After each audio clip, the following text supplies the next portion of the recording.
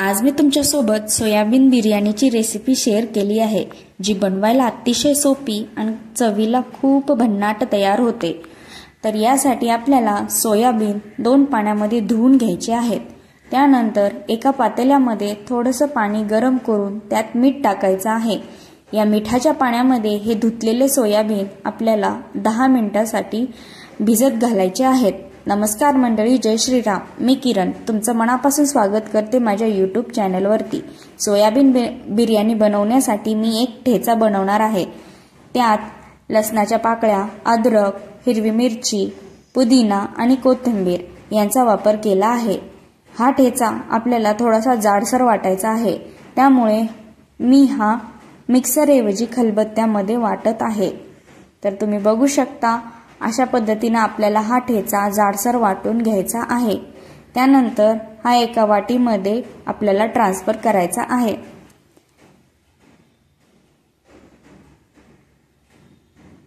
दहा ते 15 मिनिटांनंतर आपल्याला सोयाबीनमध्ये जास्त असलेलं पाणी पिळून घ्यायचं आहे। जास्त कोरडेही नाही आणि जास्त पाणीही नाही, अशा कंडिशनमध्ये ते आपल्याला एका बाउलमध्ये काढायचे आहेत।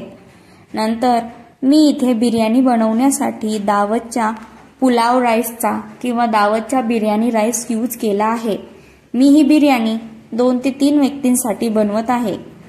तर दावतचा राईस काढल्यानंतर आपल्याला स्वच्छ पाण्याने धुवून घ्यायचा आहे आणि तोही एक 15 ते 20 मिनिटं पाण्यामध्ये आपल्याला भिजवून घ्यायचा आहे।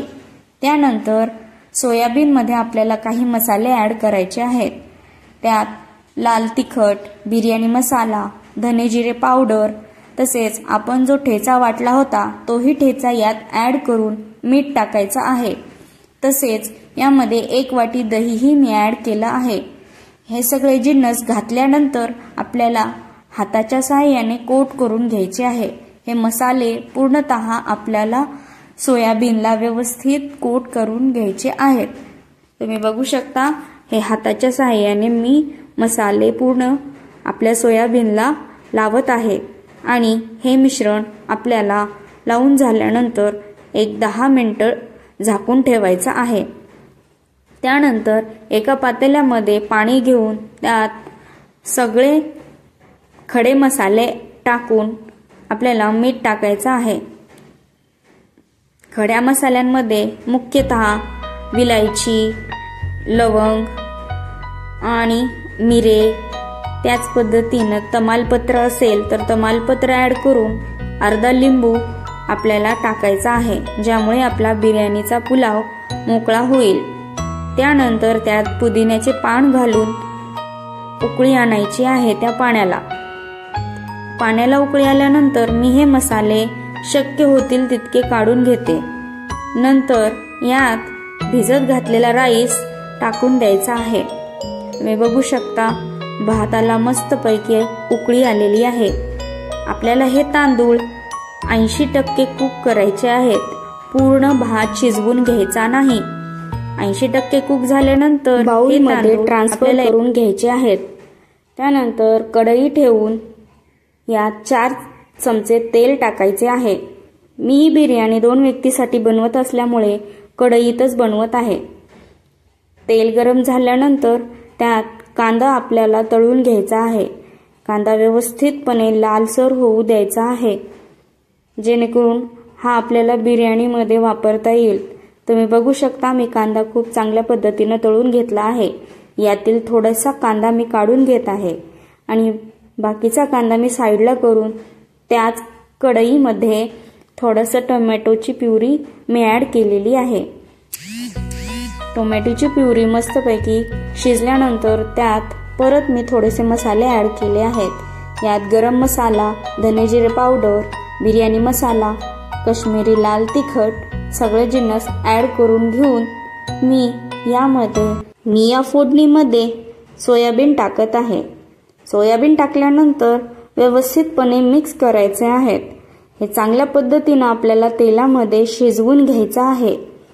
तुम्ही बघू शकता, मी चांगल्या पद्धतीने हे सगळे मसाले आपल्या सोयाबीनला मिक्स करून घेत आहे।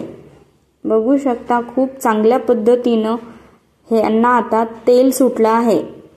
त्यानंतर यात थोडंसं पाणी ॲड करून एक 10 ते 15 मिनटं सोयाबीन मस्त शिजवून घ्यायचं आहे. त्यानंतर आपल्याला चेक करायचं आहे आपले सोयाबीन शिजले आहेत किंवा नाही. माझे सोयाबीन खूप चांगल्या पद्धतीने शिजले होते. आता यात आपण भाताची लेयर देऊ, म्हणजेच बिर्याणी आपली तयार होईल.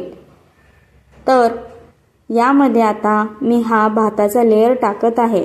तुम्हाला जर का जास्त व्यक्तींसाठी बनवायची असेल तर सोयाबीनची जी ग्रेव्ही आहे ती तुम्हाला थोडीशी जास्त करावी लागेल आणि तुम्हाला मोठ्या पातेल्यामध्ये याचे 2 लेयर करून शिजवावे लागतील. मला फक्त 2 व्यक्तींसाठी बनवायची होती म्हणून मी ही बिर्याणी कढईमध्ये ट्राय केली. भाताचा लेयर दिल्यानंतर यावरून थोडासा कांदा, पुदिना, कोथिंबीर आणि चमचाभर तूप टाकायचं आहे. ही बिर्याणी एक 10 ते 15 मिनिटं आपल्याला स्टीम करून घ्यायची आहे. तुम्ही बघू शकता खूप चांगल्या पद्धतीने ही बिर्याणी तयार झाली. बनवायला खूप सोपी आणि चवीलाही खूप भन्नाट होती. तर ही रेसिपी तुम्हाला कशी वाटली मला नक्की कमेंट करून सांगा. व्हिडिओ आवडले असल्यास व्हिडिओला लाईक करा आणि जास्तीत जास्त लोकांना शेअर करा. धन्यवाद.